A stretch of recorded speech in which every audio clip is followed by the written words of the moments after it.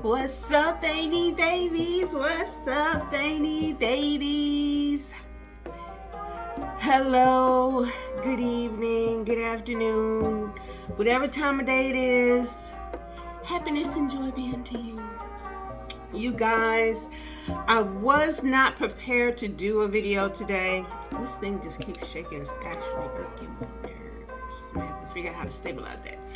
But y'all, your Uncle Shay Shay done did it again. Uncle Shay Shay,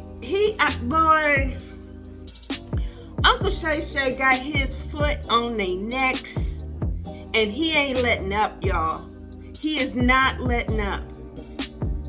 Oh my gosh! Now I heard this was coming down the pike yesterday. I think it was yesterday when I heard that Uncle Shay Shay was doing another interview with the Monique. Now Monique is one of my favorites, a hometown hero to me. So I was always like, I've always been supportive of Monique, and I kind of hated the path that her career took with all the controversy that surrounded her. And some other folks, but we're gonna get into it because I just sat and watched this 3-hour interview, and y'all got my notes here with me, so you're gonna have to excuse me for looking down and around and all of that, because I needed my notes, because this was 3 hours. There was a lot of information given in this interview. Some of it we've heard, actually a lot of it we've heard. If you are fans of Monique and you've watched her throughout the years, her interview with T.S. Madison, I think it was last year or the year before, you've heard this information. She's talked very plainly, she's very articulate, and has given us, the facts about the things that have gone on with her in the past. She just goes a little bit more in depth. She talks a whole lot about her history, her background, and she gives us a couple nuggets, a couple things that we really didn't know. So I'm just going to go ahead and get into it. This interview, and now again, hearing, knowing what happened with Cat Williams, we all knew the assignment. We all knew what was going to happen on this interview, that she was going to come on and light up some folks who have wronged her in the past. Now, she's done this before. Again, I just said it. She's done it before. So we were anticipating she was going to go ham. And in that anticipation, poor Steve Harvey was shaking in his boots, because he made a statement like a day or two ago when he heard that she was going to be on there. Because I know he probably thought, oh, hell, she going to let me have it. So he went on a whole little rant talking about why are we breaking down black people? Why can't we be positive? And boy, stop. I remember the interview you did with Monique years ago, where you were telling her basically to sell herself to the devil, to forfeit her character and her integrity for a check. And I stood with Monique then, because I really didn't understand how you, this prominent figure, could basically tie her to a whipping pole, of you got to be submissive to the man, to the industry, to the whatever. I didn't get it, but after hearing after hearing Cat Williams, some others who spoken out after that video about Steve Harvey and certain other people that they call the gatekeepers, you kind of get a better idea of what is really happening in Hollywood.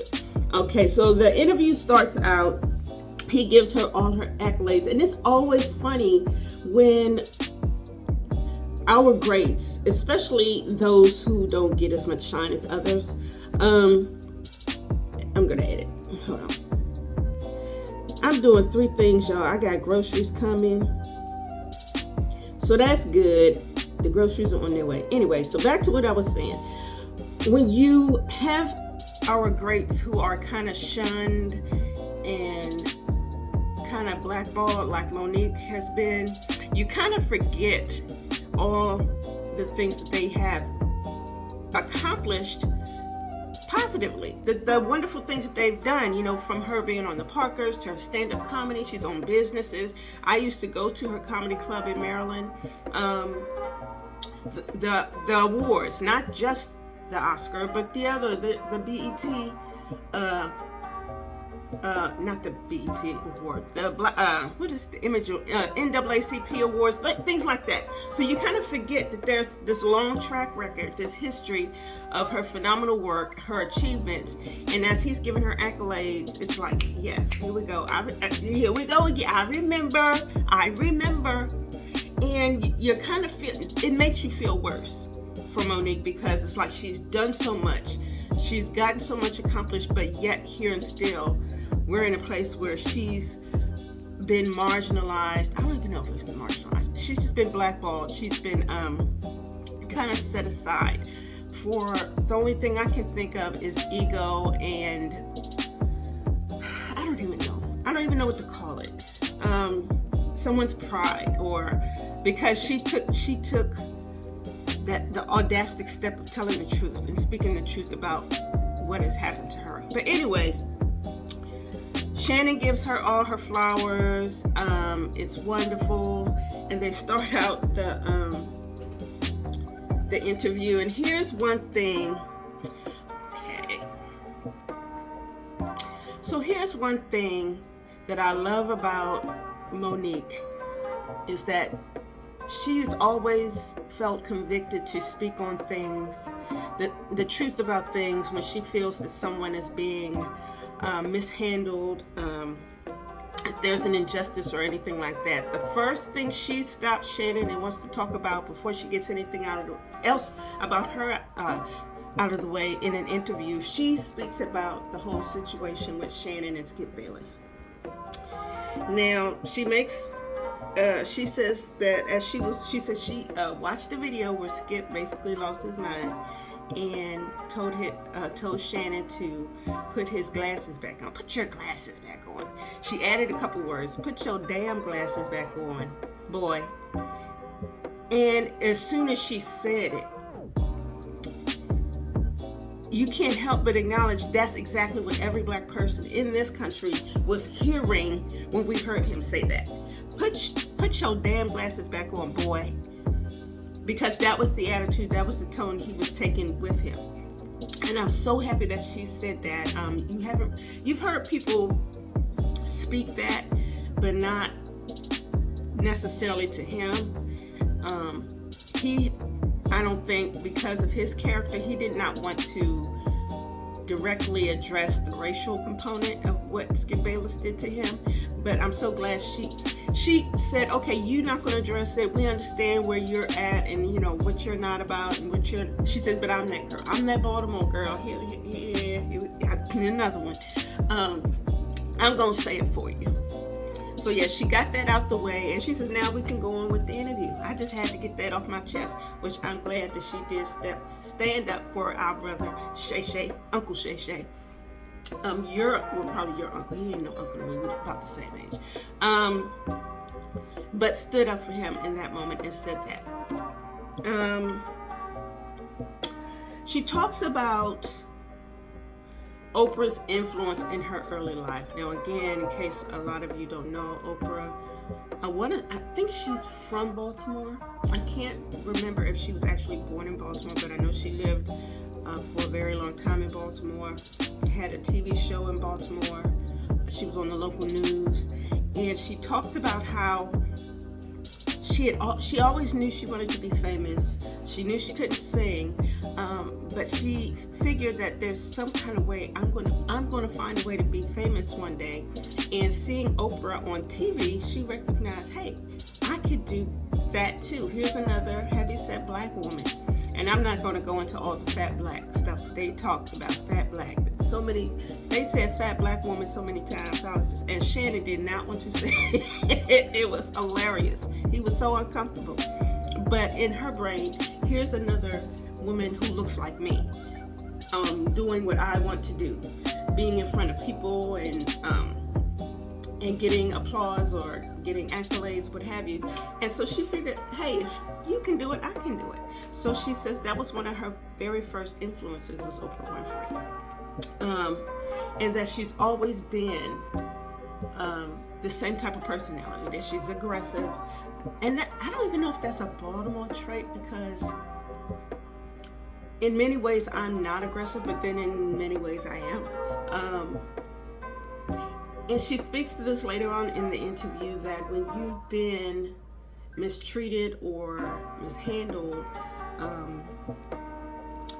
you could be very defensive, especially if you were ever in a situation where you didn't have a say or you were defenseless. You're quick to fight. You're quick to fight back. And so she's always been that person since she was young. And she speaks about a time when she was in school. She says she was the truth teller. That a friend came to her in confidence saying that she was pregnant and that she was basically going to blame one guy for being the father when he wasn't, and she knew he wasn't. And so she went to the person and told the truth. So there was a whole discussion about how that, you know, she believed in standing in truth and being the one who's not going to. Basically, if she's the type of person where if you have a truth and you don't want it told, don't come to her with it. She says she's the type of person where I'm going to give you a certain amount of time to get it right yourself. And if you can't get it right, I can't fool with you. I got you. Okay, I'm gonna go get my groceries. Okay, got my groceries, Lord Jesus. So anyway, where was I? She was always a truth teller. She's been the same person, which, I mean, you get that from Monique, just looking at her, listening to her. I mean, I fully believe that 100%. That's who she always was.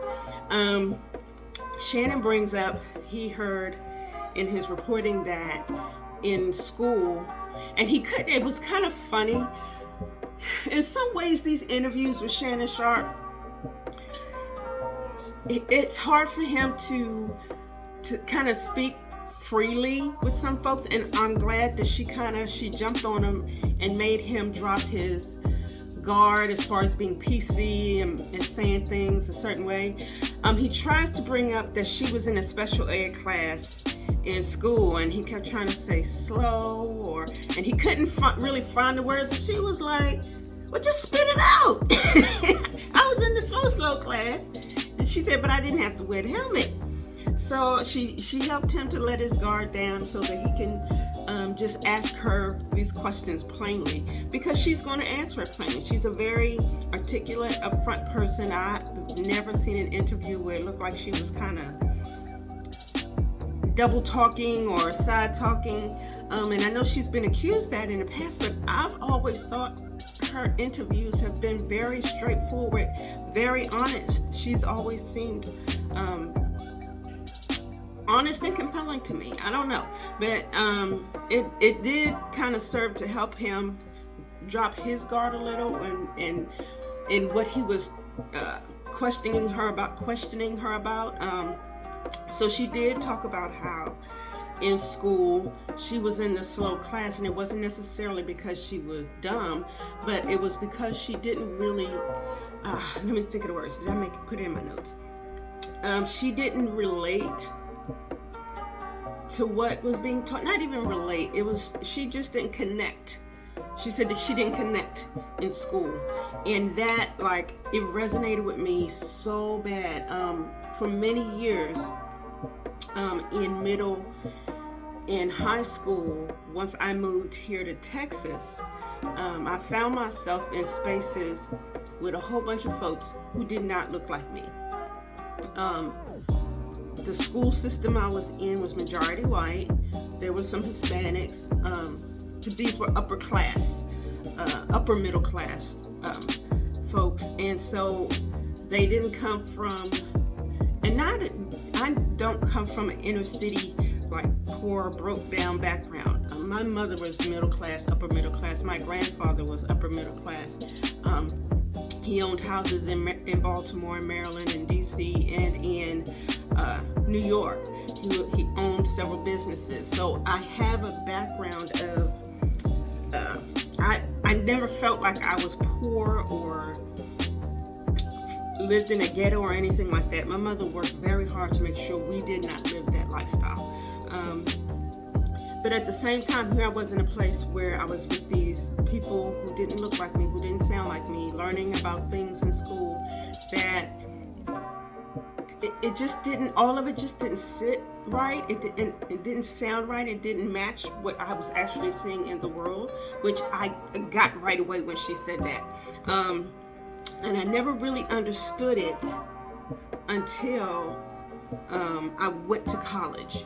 And my college was all-black college, and they taught African-American history that started, the history didn't start here in America, it started back in Africa, and it told a true history of what went on in Africa, and then progressed to what happened here in the United States. So I had a different, once I got in that environment and heard and saw those things that related more to me, I related more to it, and I was eager to learn. And you know, I graduated with honors out of college, where in high school I just had average grades. So I definitely understood what she was saying as far as not connecting and not just, I did not like school in middle and high school. I did not like school at all. And I think it was more about the environment I was in versus what I was being taught. But I also understand that what you're being taught also has an effect on how you do in school. I remember talking to one of the accountants in the firm I worked at while I was in college, because I didn't go to college until later on in life, and told him, he was asking my what classes I was taking, and when I told him about my African American Studies class, he, you know, kind of, why are you taking that? I mean, why would you want to learn about that? You want to learn about slavery? Isn't that just going to make you angry? And I remember looking at him like, huh? Why would it make me angry?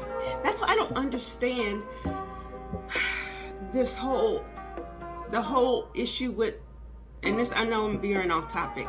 Y'all know I like to ramble. But I don't understand how and why people are trying to block. No, I understand how and why it's happening. But taking African American history about slavery, about racism out of schools is not going to change the fact that people are racist and that these things existed, that they happened. Honestly, and this is what I said to this man, learning the truth about these things kept me from being angry. When I learned the truth about slavery, because again, it wasn't just the white man went into Africa and y'all just came in and beat us down and took us off. No, the blacks that in that country, I think I said this in a previous video, had a hand in selling their fathers, mothers, sisters, brothers, their neighbors, their countrymen to the slave masters, to the slave sellers, to whatever organizations, groups that came in to buy slaves. They had a hand in it as well. Learning that just enlightened me. It didn't make me angry. I know the truth now. So anyway, I'm gonna get off of that. We're gonna get, I just went all the way into the weeds, in the bushes and all of that good stuff. Let's come out the bushes. So back to the interview. Going back to my notes, y'all. I'm going to be doing this half the time. As she's talking about her family, he questions her about her brothers and sisters, saying he knows that if he was in a slow class, his brother would have capped on him or his sister would have capped on him and vice versa. And so he asks her about her family relationships and family dynamic. And so she basically says that she doesn't have a real relationship with her family members, that she wishes them well, but she does not have relationships with them basically to protect her own peace and her mental health. And this came, and she kind of went into depth about it. I'm not going to go into all the weeds, but you know, after years of dealing with what seemed like some neglect, maybe some mental abuse that was going on between the parents. She says when she realized that they weren't good for her, and she made an analogy. Shannon made a point of saying his grandmother always told him, you never fall out with family. You always stay good with family no matter what. And she reiterated that I'm a truth teller and I'm a truth speaker. So if you've traumatized me or wronged me as a relative or anyone, why would I pretend like those things didn't happen when I see you and go, just because you're family? Trauma's not okay, and that you're dealing with family, it's the same as dealing with any other relationship. If you're in a relationship with a man or a woman who's treating you badly, you walk away, and it's the same thing with family, and I definitely understand that. Thankfully, I don't have many family members who have treated me in that way, but I know some folks who have. Definitely know some folks who have. So that was very insightful. Moving on, in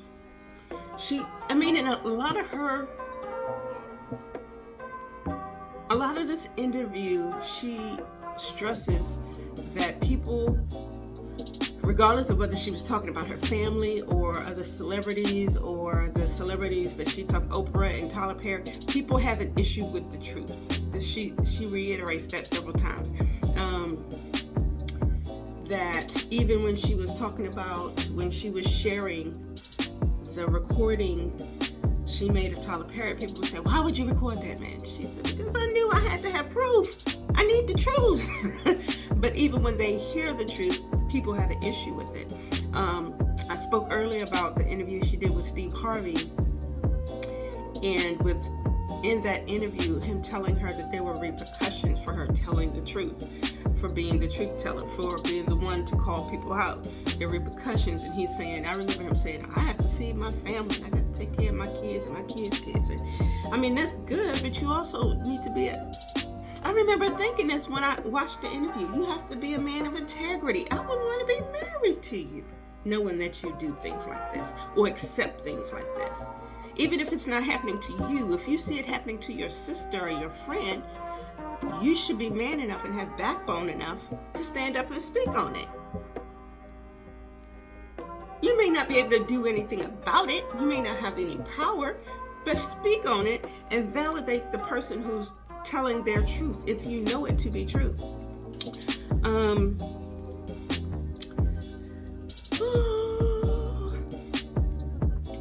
So yeah, she talked about the truth and basically asked the question, well, if I can't tell the truth about what happened to me, then what am I supposed to do, lie? I'm supposed to cover it up? No, you have to tell the truth for your own sanity and whatever. So the discussion shifts several times. They eventually start talking about, again, talking about truth and people coming forward and telling the truth. The discussion turns to Taraji P. Henson and the latest scandal with her and how she and her castmates were treated with the color purple. And it's Shannon who actually goes in depth with it. But Monique's been saying this for 10 years. 10 plus years, probably. She's been saying we are underpaid. When she boycotted Netflix and people laughed at her, why you're not gonna boycott Netflix? Ridiculous. I remember hearing all the dumb stuff. But if you don't fight for what you believe is due you, if you don't say what your value is and fight for that, then who will? You can't wait for a white person to come and tell you, oh, I'm gonna fight for you for your value and your worth. They're not gonna do it. Those people who were out at the time, who were her contemporaries, her peers, didn't step forward and fight for her. Those white contemporaries, rather. No one really said anything or did anything. She had to do it herself, which is commendable. But no, she got slammed. She even, recall she became Donkey of the Day, on the Breakfast Club for speaking up and saying, this is not what I'm worth. Good gravy. This is not what I'm worth.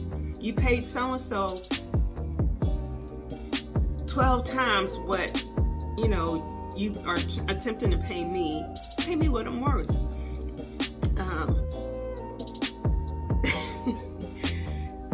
Shannon questions why was it that she got so much flack.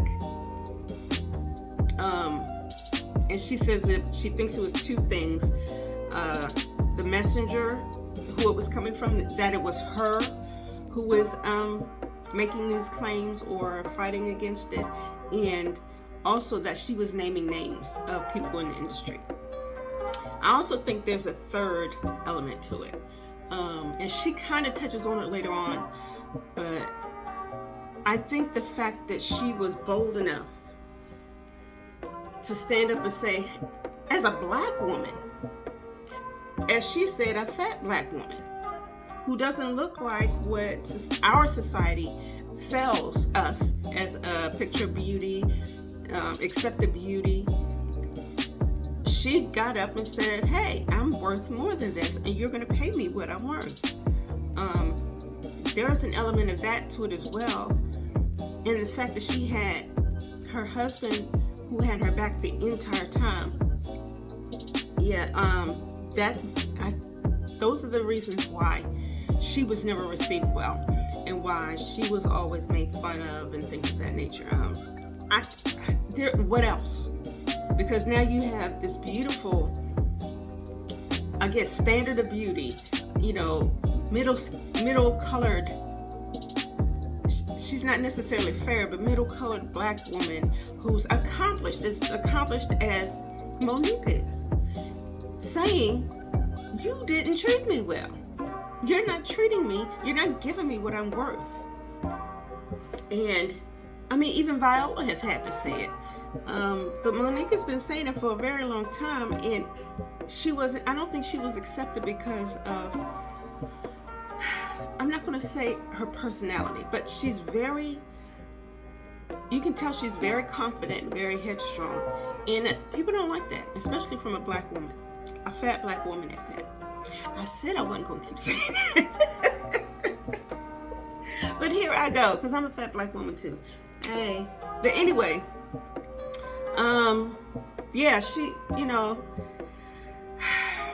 she also said that people have, especially in our community, that we are programmed to not understand or accept the image of a strong black woman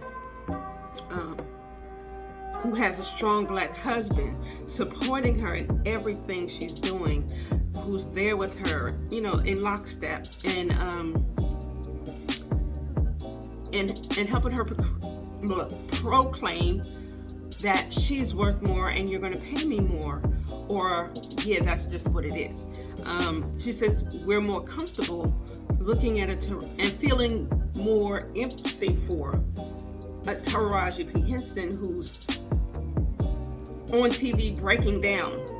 I don't want to call her broken down, but I mean, you see her on these platforms crying and basically not standing, just not showing that she doesn't have any power in this situation, any strength. And the example that Monique uses for that is that when they were called in, they were chosen. So reportedly, I don't know if this was true or not. I haven't watched it. Oprah made a statement that these women who played in this movie were handpicked by her to be in this movie, yet they had to audition. And if that's the case, Oprah, why are they being made to audition if you handpicked them? When they were asked to audition, why did you not go and say, oh no, these are the people who I've chosen. Why are they being auditioned? Which begged the question, does Oprah have the power in Hollywood that we all think she does? Could be not. It begs, a closer look. I mean, it makes you think that if that's the case, then these women would not have had to audition. And then the fact that they had to audition ushered in the treatment, because, oh, you've shown that you're going to stand for this, or sit for this, or whatever however you want to call it. You're going to accept this part of the treatment. So now we can do the other part of the treatment. We don't have to feed you. We don't have to have decent trailers, or and the other amenities that we afford to these other productions. And we have the money. We're just not gonna spend it on you.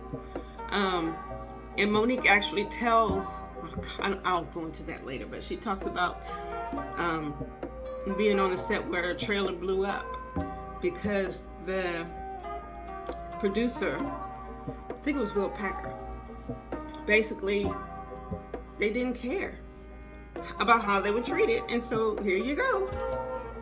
Something happened where someone could have lost their life. But here, it's neither here nor there. Moving on. She talks about the fact that her being blackballed the way that she was, so publicly, being called Donkey of the Day, losing jobs, being, rumors being spread about her being hard to work with, this, that, and the next, was basically to make her an example to other truth tellers. Hey, you might want to keep that under wraps. You might not want to speak out on that. See what happened to Sister Monique over here. Don't be a menace in the hood. What's the title of that movie? Anyway, I know it again. So basically, she feels that she was being made an example to keep others from speaking out about any type of mistreatment that they are being handed by different movie production companies. I don't even know what to call them. Anyone. She says she did eventually work out her deal with Netflix, and she was astounded that there was so much noise made about her boycotting or asking people to boycott Netflix and asking for more money versus her suing Netflix and actually settling, which is kind of funny because I didn't even realize that she had settled with Netflix. I know she eventually worked out a deal with them and did put out a special, but yeah, I didn't realize that she had settled, which is telling. Them settling means that she had grounds to get what she was asking for. So why not settle? Make it less of an impact, and you never heard anything about it in the news or anything. So the discussion of her being blackballed moved into the whole Tyler Perry and Oprah of it all. Again, we've heard this story. We've heard all of the back and forth about it from the T.S. Madison interview. T.S. Madison was the first person to say, I heard that tape and I recognized that voice as being Tyler Perry's voice. And in this interview, Monique, shares that she sent Shannon Sharp the tape, and she directly confronts him and asks, so who did you hear on the tape? Did you hear him? Shannon does not want to answer this question. When she first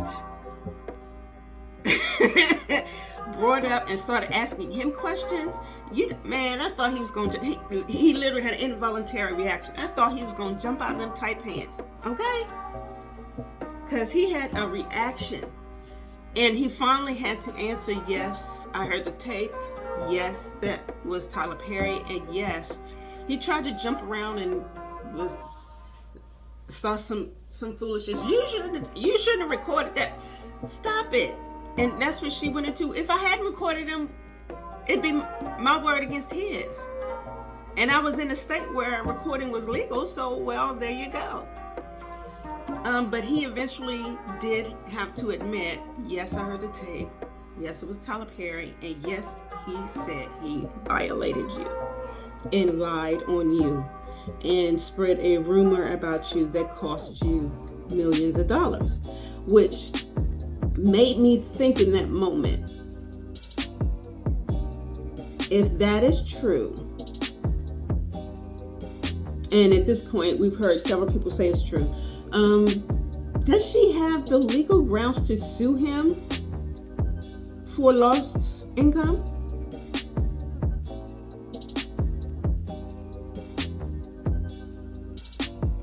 Could she? I want to know that, and why hasn't she? If she does have the legal right to sue and pursue to get compensated for loss of income in movie roles, could that be coming? I don't know. I don't think she's a malicious type of person in that way. Now, she's clearly asking in this video, in this interview, that Tyler Perry admit publicly what he's done and to compensate her for what has happened to her, loss of income. But I don't think she would actively sue him. I could be wrong. I don't know what the standard of proof would have to be, if that recording was enough, or if there would, like, I don't know. I don't know what other proof she would need. But yeah, she was very straightforward, and Shannon Sharpe was so uncomfortable. Because he said it. He said, these people, I don't want nobody coming after me. I'm going to be living up on the same street you is. Keep talking. But, I mean, and she has a point. You may get some backlash, but in the end, telling the truth is what you should be doing. It's the right thing to do. And you can sleep well at night knowing, hey, I'm not sitting up here telling lies. I'm not covering up anything. I'm not necessarily speaking against anyone, but I can speak honestly to what I know is the truth.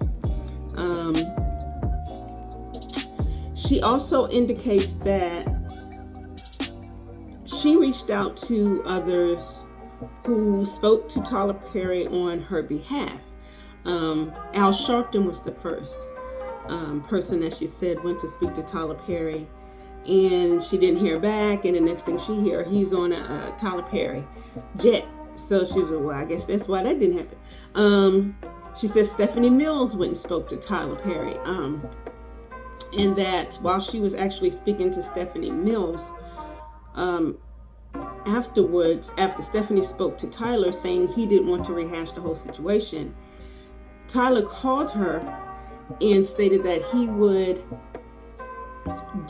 have a meeting with her, squash the whole situation, if Monique would apologize publicly about what she said about him and Oprah, and if they were able to meet without her husband.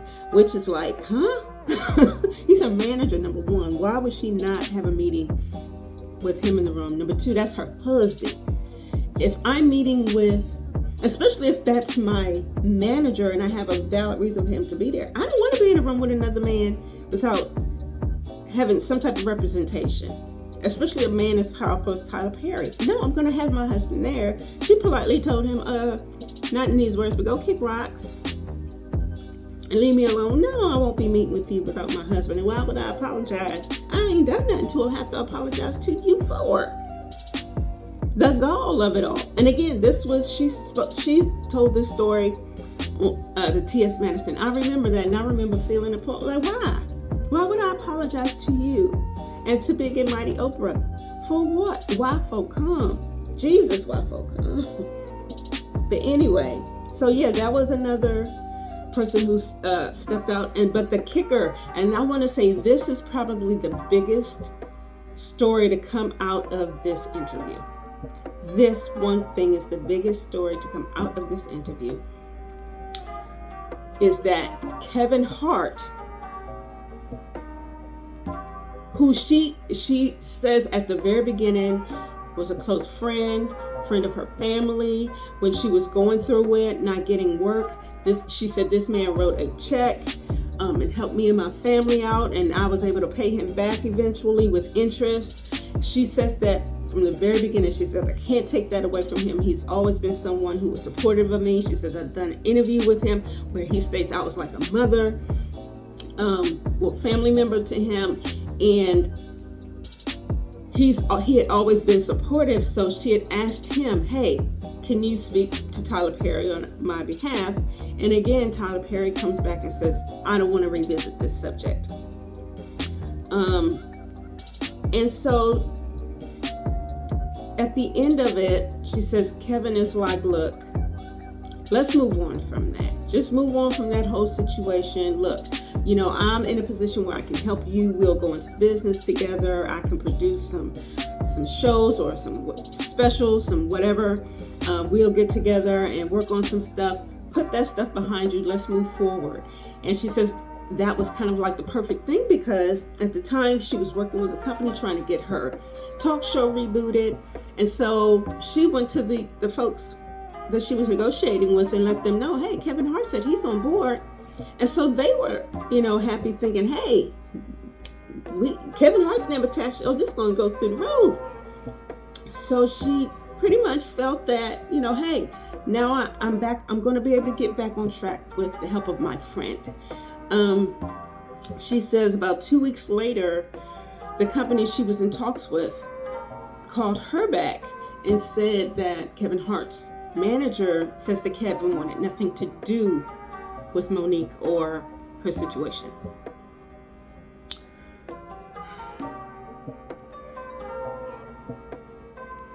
She says she then called him directly, and he says, oh, this is a misunderstanding.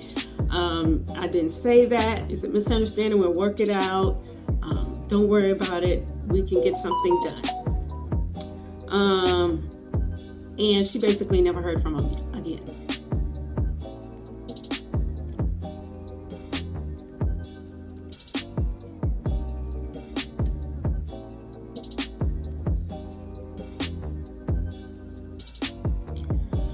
So what I want to know, because there's this whole talk of gatekeepers and things of that nature.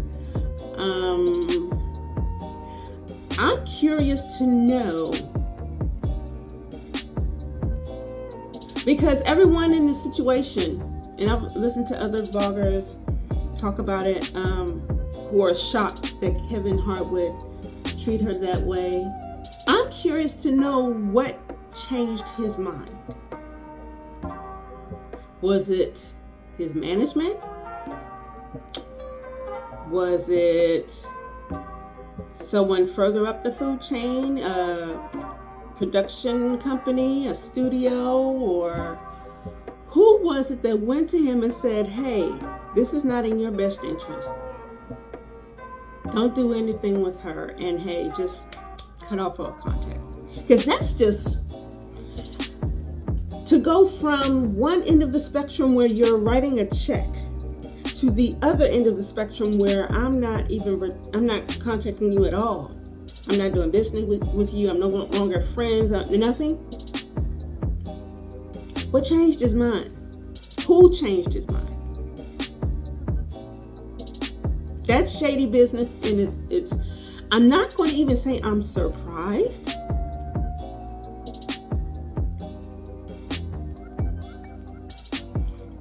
I've heard some things about Kevin Hart. You don't want to believe them. Before Cat Williams ever said anything about him, Kevin kind of showed his character to me. And again, this folds into the whole situation with his first wife. There's been so much hullabaloo and hoopla about Kevin Hart's ex-wife going on tour with Cat Williams, which it really shouldn't be, because it's honestly not the first time she's gone on tour with Cat Williams. From what I heard, it's not the first time he's given her work before.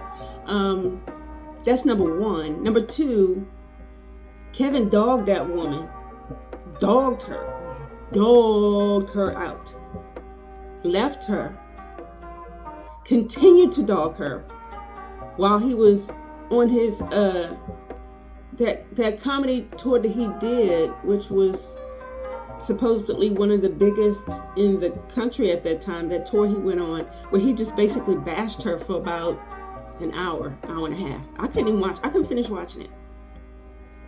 He bashed her. He dogged that girl out.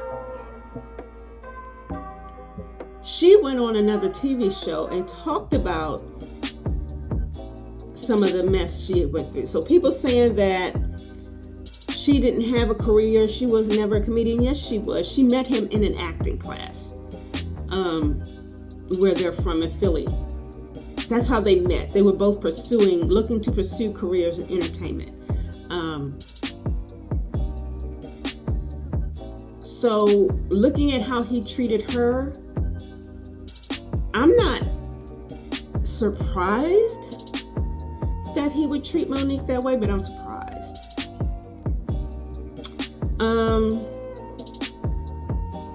I just want to know who pushed him over the edge.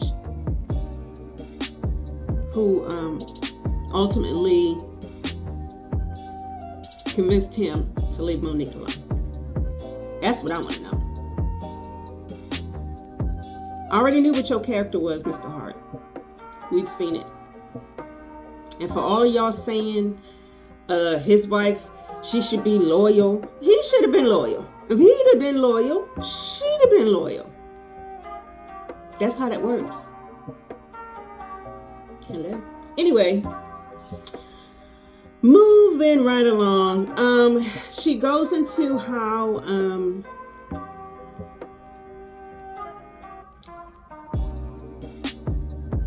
the rumor coupled with, she talks about how she's lost movie roles.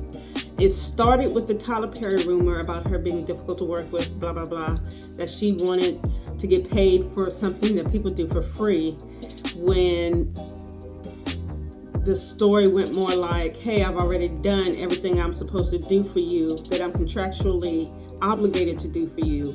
If you want me to do anything extra, pay me for it. Otherwise, I'm going to sit home with my family, because that's what I want to do right now. So she had those rumors thrown on top of her, which caused her to lose work. She also says that there were several roles that she was offered. Like, Lee Daniels called her and said, hey, I want you for the butler. I want you. And then had to turn around and come back. See, what had happened was, I'm going to have to give this to Oprah, because she and her studio got the money and they're putting it towards it. And so she was just like, whatever, do what you have to do. She says this happened more than once.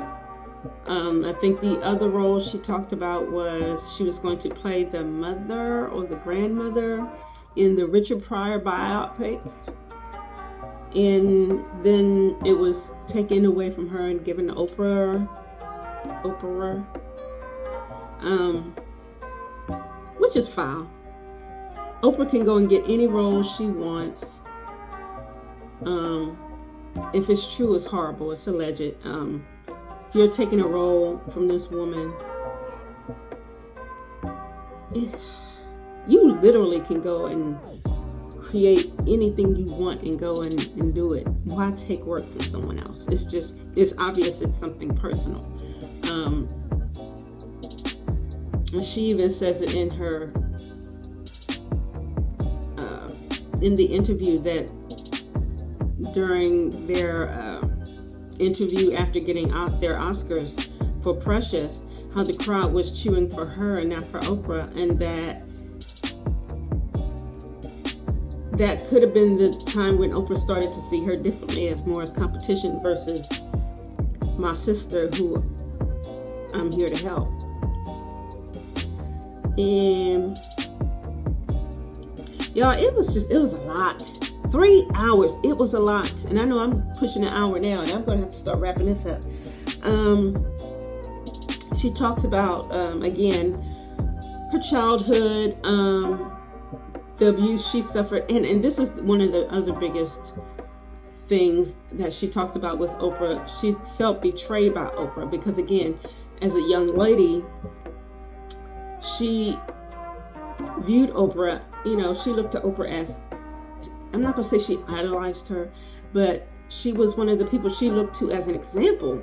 And to have her treat her like she did later on, and then, which is something I didn't know, Oprah had called her and told her, well, hey, your brother who abused you, who SA'd you, reached out to me and wants to come on to my show and wants to apologize to you and wants to begin to repair the relationship. And Monique respectfully declined. I want nothing to do with him, but hey, go ahead and do the show if you feel there's value in it. But I won't be dealing with this person. And so she initially felt like, hey, she really looked out for me. She called me and let me know that this was going to happen. And only to find out later on that her mother and father were both also on the show. She never got any heads up about that. I guess some things were said about her in the interview that were negative or just demeaning. And she talks about, for a time after that interview aired, how people would walk up to her and say, and she talks about her love for her mother, and she compares it to Shannon and his love for his grandparents, and that people would walk up to her in the grocery store and say, hey, your mother's a piece of crap for what she did. Your mother's whatever.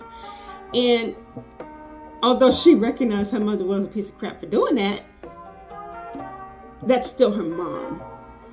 And she still valued her relationship with her mother and was almost felt the need to defend her mother, although what she did was wrong.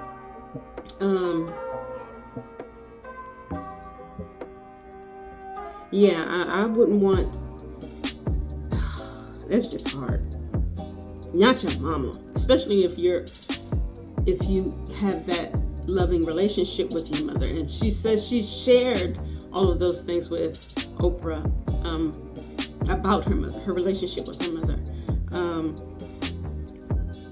when she was also sharing about some of the heartbreak that she's had to deal with in her family.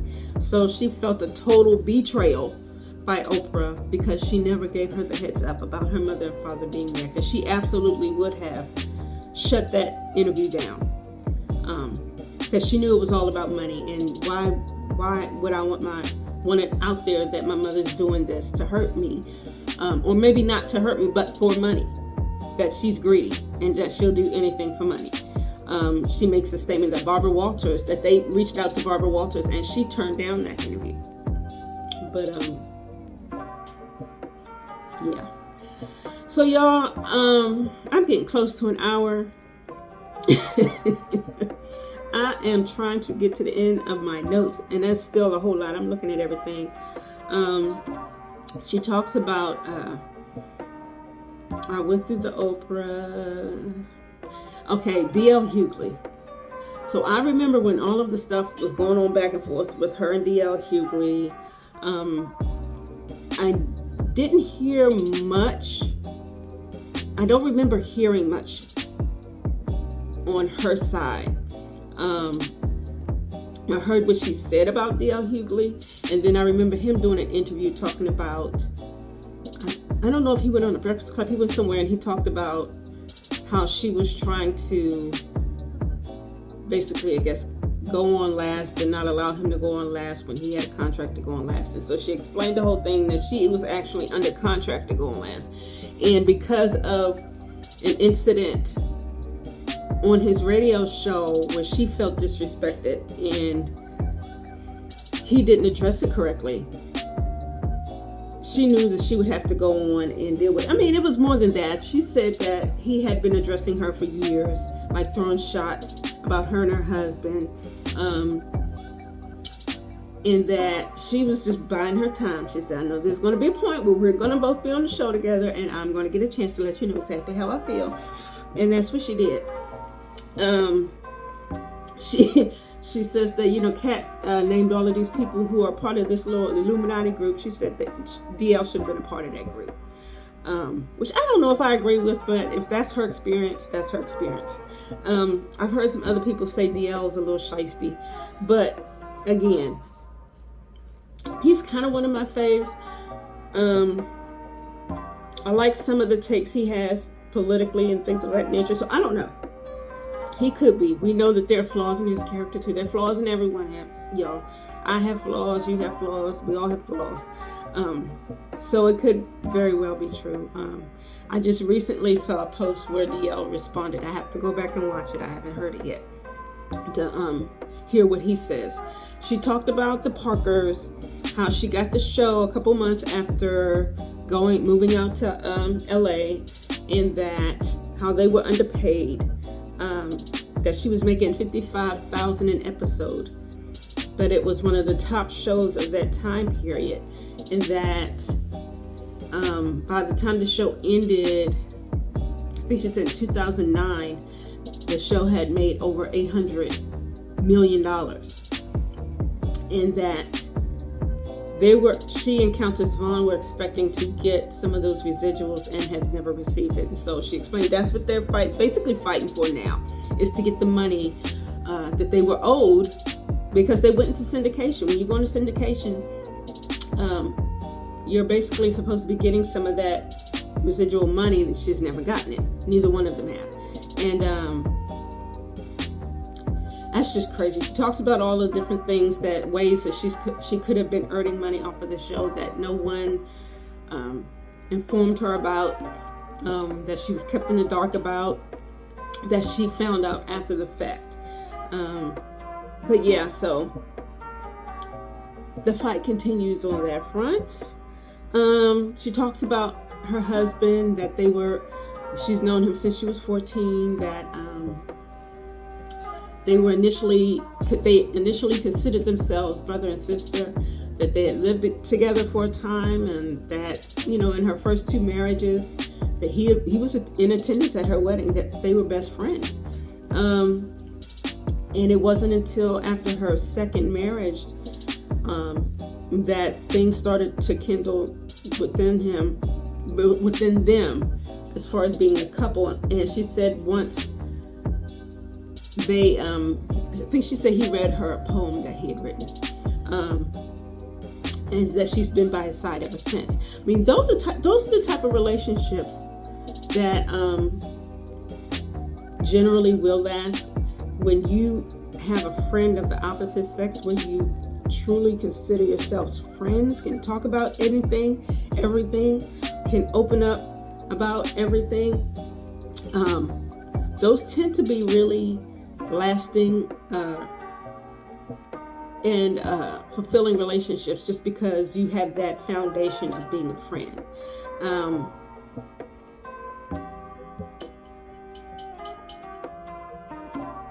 I'm tired.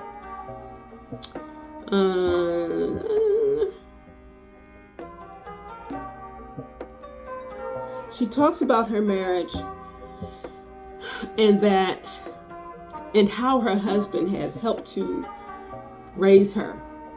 And I know it's going to trigger some people, but I understand what she's saying, and that he helped her to learn her place, not just as a woman, not just as his wife, but as a woman, that she was still living and walking and talking in her trauma from when she was 15, and helped her to recognize some of her bad behavior, that she couldn't blame it on being abused. She couldn't blame it on her mother and father. Can't blame it on your background. You have to accept what you do as what you do, be accountable for it, and change the behavior. She talks about how she was in therapy, and that many of the things her therapist would say to her are things that her husband had said to her as well. That her therapist would wait to say certain things to her until after she heard that her husband had said it, because the therapist said, I didn't want you to feel like I was judging you, because I know about the traumas of your past. And so when I'm hearing some of the behavior, some of the things you're doing, I want to give you the correct type of feedback, but I don't want you to think I'm being judgmental. And so once the husband broached the door about how your behavior is your behavior, then the therapist was able to come in and reinforce those things, which helped her out immensely in changing her life and her outlook.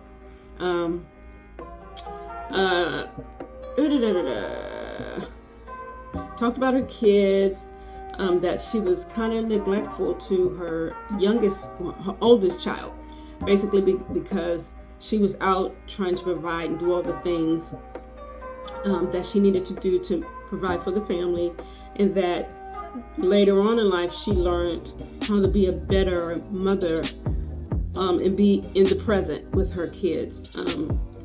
She says she doesn't have the greatest relationship with her son, but that she understands why, and that she's now in a better place to receive and hear about what she did and how to move forward. She speaks about the queens of comedy, some of the mistreatment. And again, you hear it all the time. It's not just with how women are just treated differently. She says they were on a combo tour with the Kings of Comedy, and how the men were treated differently than the women, and that they had to constantly fight for equal treatment. And she says, well, she recognizes that was a time of breaking barriers. They did what they did. It's in the past, and she doesn't think that she needs to revisit that time or them get back together and do that again. They did what they were supposed to do. They made history, and now she's moving on. They start talking about Precious, the whole background with Precious, and why she and I think it's Lionsgate fell out, and Oprah and Tyler, how they tried to use Oprah and Tyler to get her to basically go on a promo tour without paying her. And again, she says, I want to be with my kids. You gonna pay me? Oh, well, no, my choice is to stay over here. She talked about she gave a breakdown of that whole situation and how Precious changed her life. Shannon made a statement that this movie, this role was made for you. Were born for this role. No one else could have played that role. And I remember thinking that when I was watching it, like, that there was a level of pain and trauma you have to know and understand and recognize to be able to even portray that. So I don't know if anyone could have ever played it, but I would be hard pressed to name anyone who would have the range to play that in the way that Monique did. Oh my gosh, she sunned it. It was amazing. I haven't been able to watch that film again after watching it the first time. It was so real, so traumatic. It was so real. Her portrayal was so real. It's been hard to watch it again. I've never watched it twice. But yeah, that's the role that brought her the worldwide fame. What else? Oh, she talks about Will Packer and how she had negative experience on. She was supposed to be a cameo in one of his films, which turned into actually doing several scenes. It's supposed to have been a cameo where she runs in, runs out. She had to do several other scenes. She said they were drawn out, and that she had a interaction with him where he said, "I'm the head nigga in charge."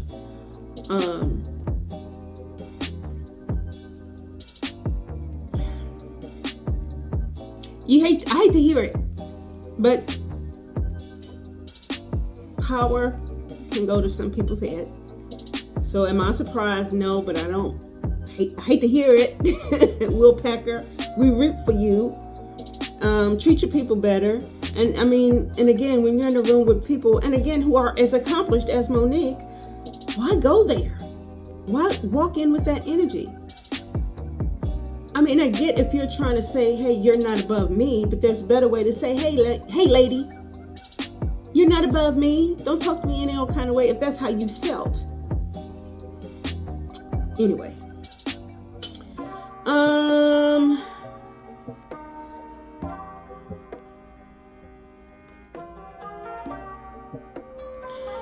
I'm going to end it there. I'm going to end it here.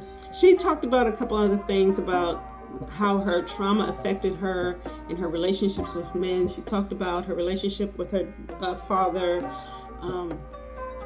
and things of that nature. I don't want to go in depth in all of that because it's been over an hour.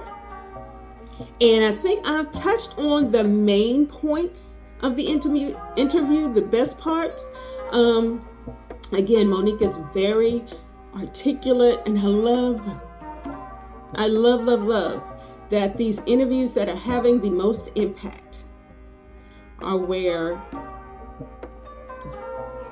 these truth tellers are articulate, they are very forthcoming, and it's not like, again, she said these things before. This is not the first time we've heard this. She's been very consistent in her retelling of these things.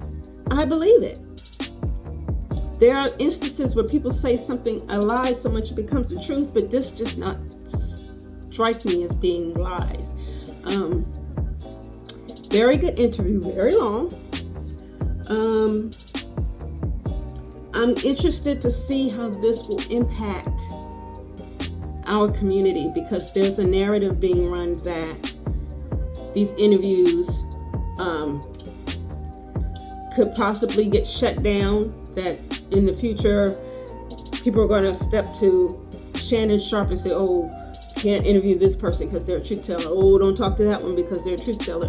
Where I don't think that's going to be the issue at all, because now you have all of these open platforms where people can come and tell their truth and be accepted. And for a very long time, people were so afraid of saying what they knew to be the truth, which is crazy, but you understand it. Nobody wants to be blackballed. Nobody wants to be ostracized. So I'm hoping this will trend in the right direction, and that more people will come forth and feel comfortable and confident in speaking the truth, their truth, not necessarily dogging anybody or mistreating people, because she was very respectful throughout the entire interview towards Tyler and Oprah and Will Packer, whoever she was speaking about. Because she even says, I still have love for these folks because of who they are, what they've accomplished. I can't take away from that. So I don't want to, never going to just speak badly about them, but I am going to tell you the truth as it has happened to me. So very good interview. I want to see more. I know Steve Harvey doesn't want to see it anymore. But maybe this will change the face of how Blacks are handling each other in Hollywood, how we handle each other, that not just certain ones can get on. Maybe that there'll be more support amongst each other. And that's what I hope. That's what I want to see come out of it. Because ultimately that would actually help propel some of those people coming along, the new talents, the new great talents. You want to see those people succeed, and it shouldn't have to be one or two of them. They all should get an opportunity to either fail or flourish. So that's what I hope comes out of this. Now, Auntie Baby, I done sat here and talked for over an hour. My throat is sore, okay? I don't think I've ever made a video this long on my channel. Now, have I talked this long before? Absolutely. You know, your auntie can ramble on. I can ramble on. But I need to go in that kitchen and prep my lunch for tomorrow. I haven't eaten all day, so I'm going to likely make myself a small sandwich or something quick to eat. And yeah, I'm also doing my little no fast food challenge. So yeah, I have to do it tonight. And I know it's past 10 probably. But that's it, Auntie Babies. Thank you for watching till the end. Thank you for watching this video. Like and subscribe. Share it with your friends. And tell them Auntie loves you. Do you hear my voice cracking? Auntie love you. But I ain't your mama. Good night, y'all. Good night.